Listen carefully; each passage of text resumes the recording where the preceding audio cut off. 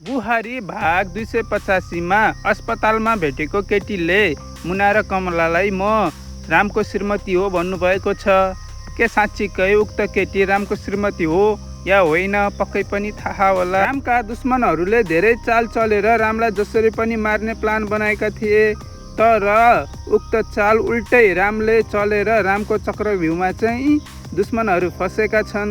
राम होसमा आइसक्यो कि भन्ने कुरा कसैलाई थाहा छैन।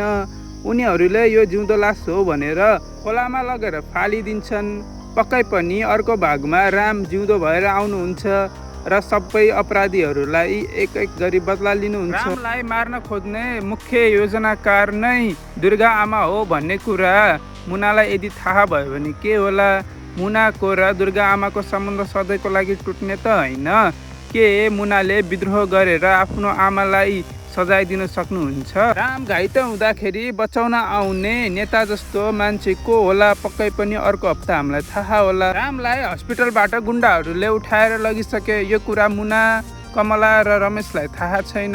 यदि थाहा भयो भने के गर्लान्? मलाई लाग्छ अब राम नयाँ रूप धारण गरेर आउनुहुन्छ र मुना, कमला, रमेश सबै गाउँलेहरूको अगाडि नै रहेर आफ्ना दुश्मनहरूलाई पहिचान गर्नुहुन्छ र उनीहरूलाई जेलमा पुर्याउनुहुन्छ होला र रामको बहिनीको आत्माले पनि शान्ति पाउँछ।